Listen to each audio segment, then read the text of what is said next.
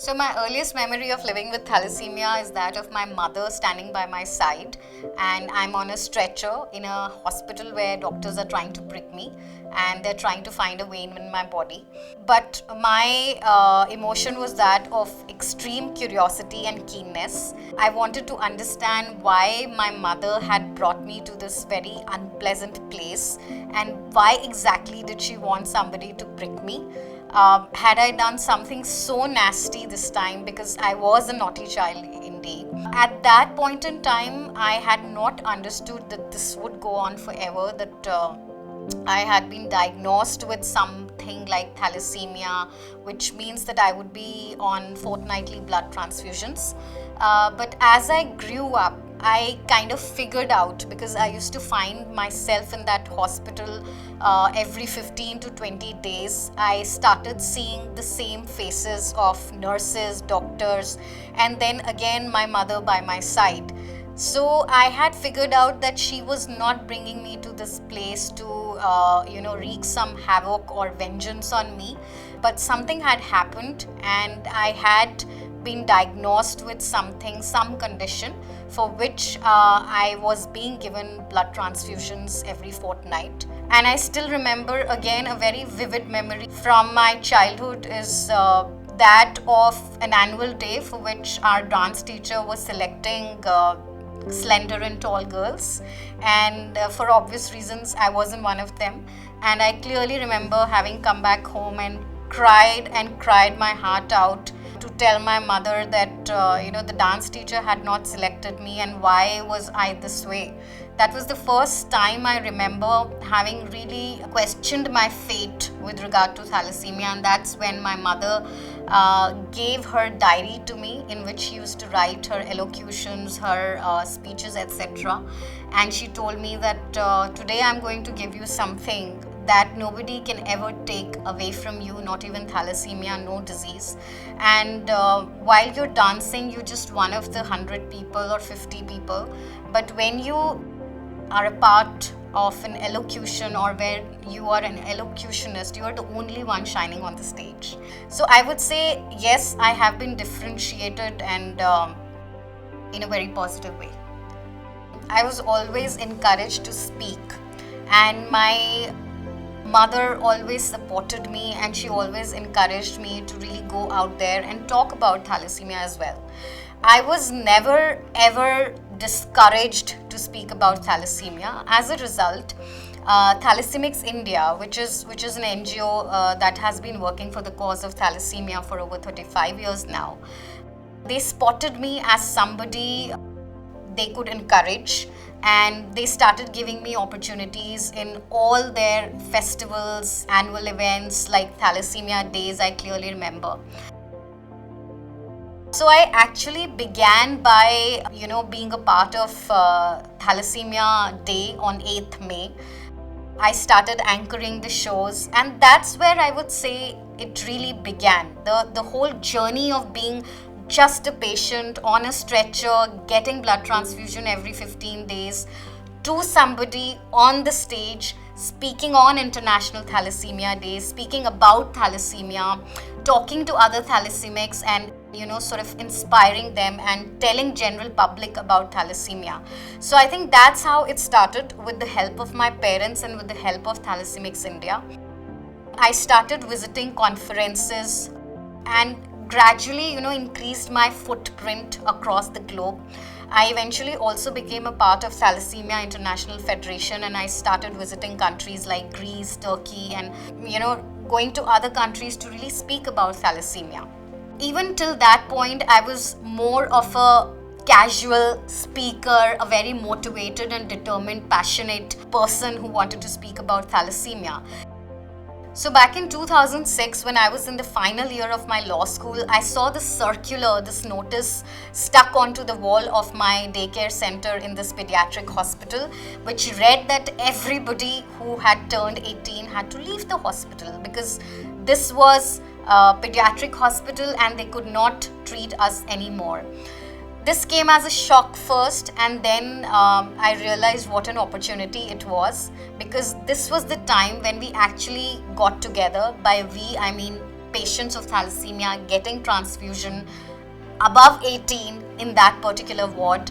And I would say that was my first outing as not really a lawyer, but definitely as a patient advocate. We readied these representations, we got them signed by all the patients, and when we approached the ministry, I was very pleasantly surprised with the kind of response that we got from the then Union Health Secretary, who was very receptive to this representation of setting up a new daycare center dedicated to adults in that very hospital. But it was only in 2017 that we actually structured and formalized our efforts with regard to advocacy, when we set up this group called Thalassemia Patients Advocacy Group. By then we had realized that we had to stop being so reactive, because till now we were only reactive. We were responding to the situations, we were responding to notices, we were responding to any abrupt thing happening, disrupting our daycare center. But now we thought that let's do something for the bigger community, and that's when we set up TPAG. And the Deputy CM of Delhi himself came to launch us on 16 September 2017. We set our mission as that of protecting the rights of thalassemics in India and to prevent thalassemia. We did this because we thought that medically we had come a long way. We had covered a long distance in terms of what advancements could be made for thalassemia in medical terms. But now we wanted to look at psychosocial, economic, legal, all aspects that could possibly impact a thalassemic. So that really is the beautiful journey, and I'm very pleased to say that as recently as 2020, TPAG set up the first NAT lab in Indian Red Cross Society HQ at Delhi, and safe blood is very close to our heart, and this is a huge milestone in the journey of TPAG and in my personal journey as a patient advocate. Not many policymakers, not many people from the medical fraternity have been able to consider thalassemia as a part of the national healthcare narrative. It's not because they don't want to. It's because we have a large population, and thalassemia community is not that big. So while in general I feel that awareness with regard to thalassemia really needs to increase, not only amongst masses but also amongst policymakers and medical fraternity itself. I'm not saying that people are not aware. People are aware, and especially policymakers, especially for the past 5-6 years, courtesy all the work that has been done by organizations like Thalassemia India, TPAG, awareness has increased many-fold. But I think now is the time that we really need to take that awareness to masses, primarily because India is the thalassemia capital of the world. We want that to change completely. And also because thalassemia is completely preventable. So we want people to know about thalassemia, and we want policymakers to take this extremely seriously. But the specific areas that need policy intervention are definitely standardized care for thalassemia. I do understand and accept as a lawyer that thalassemia is under health, and health is a state subject. Therefore, we cannot really have a central law or a central government only governing thalassemia. But at the same time, we don't want a situation where a person sitting in Jharkhand is getting any different treatment than a patient getting that management or care for the same disease in Delhi. Because at the end of the day, we are 29 states and not 29 countries. I'll give you an example. If we talk about thalassemia, we must talk about blood, because at the end of the day, it is about blood transfusion. It starts with blood transfusion. So there have been situations, and we have heard stories where people have told us that while somebody like me is fighting for, let's say, NAT tested blood, which is the golden standard for blood screening methodology across the globe, I have been fighting for that, and TPAG has been fighting for that. But here is a situation where somebody sitting in, let's say Jharkhand is getting whole blood. So while I am talking about something as sophisticated and something as specific as NAT, there is somebody who's not even getting packed cells, for her transfusion. So this is the kind of situation I'm talking about avoiding. So I will give you an example. When you talk about thalassemia, you must talk about blood transfusion, and therefore you must talk about how safe or unsafe your blood is. And there are standards for ensuring safety of blood, wherein NAT is gold standard for blood screening methodology. But unfortunately, we don't have that standard mandated, or even voluntarily people are not following it. So if there are 3,000 blood banks in the country, then 3,000 blood banks are absolutely free to use whatever methodology, whatever technology they want to use for testing, let's say, transfusion transmitted infections. So we would definitely like that a gold standard like NAT should be mandated, and blood banks should be encouraged to use it. So standardized care for thalassemics across India is definitely one of the areas where we would urge the government to intervene immediately. The second area that we want government to pay attention to is inclusion of Ayushman Bharat. I would say that Ayushman Bharat is one of the historic decisions by this government. It's an absolutely phenomenal and extraordinary intervention by any government in the world. But it's rather unfortunate that thalassemia has not been understood well, in the sense that thalassemia comes with its own barrage of complications. So when you say that daycare center treatment or management of thalassemia, including blood transfusion, is a part of Ayushman Bharat, you completely neglecting other complications that thalassemia gives rise to. For instance, a thalassemic is highly prone to hepatic issues. A thalassemic is highly prone to cardiac issues.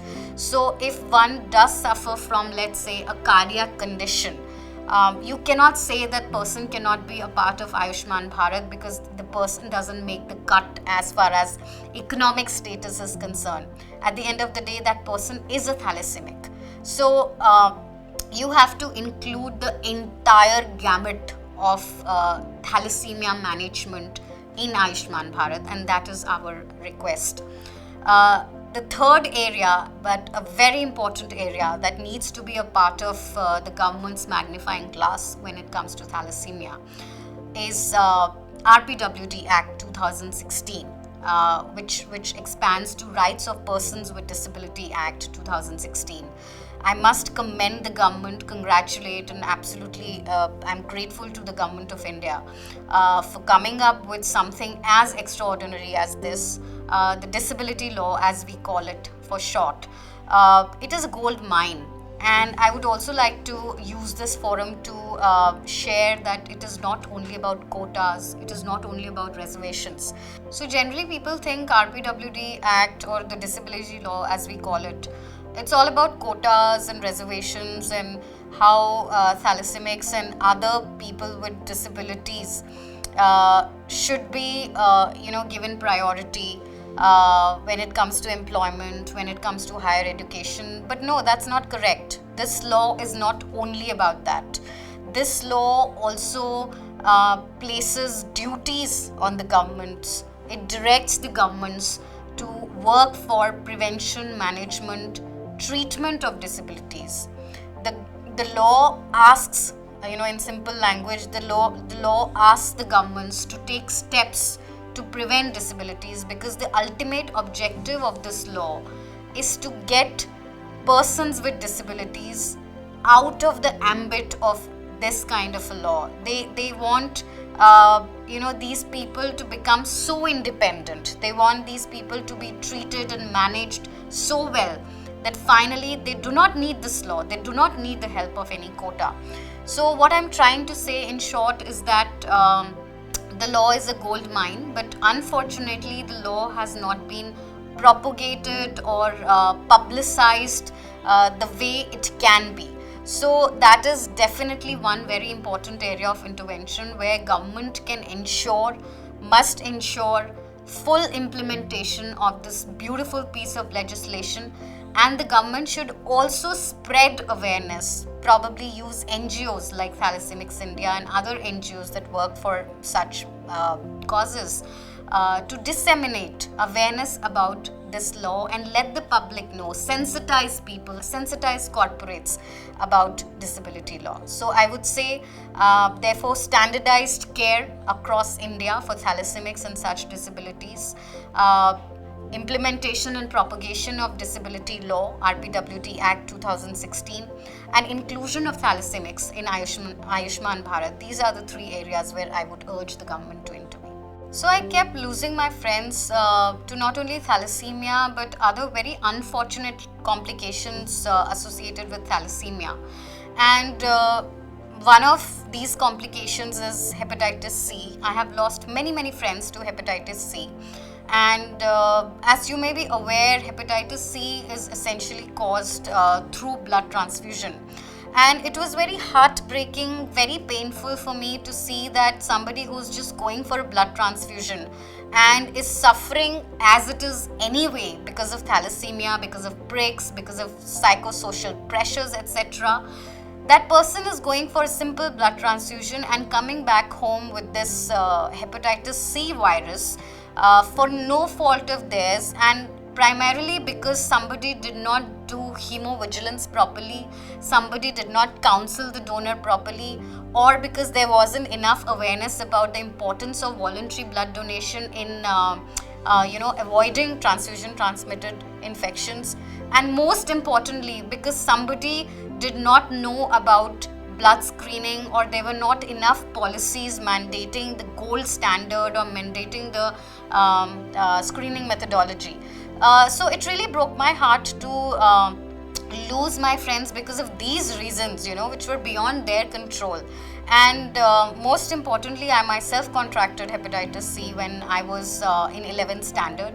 I wanted to be a doctor. I wanted to wear a white coat, not exactly black coat, which was my second option.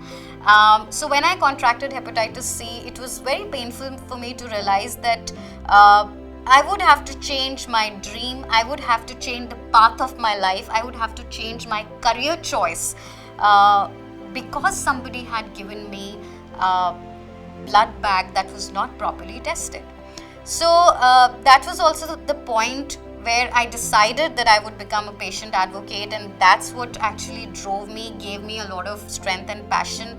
And that's precisely why I don't really have to put in so much effort to balance, my life, if you like, as a lawyer, as a patient advocate.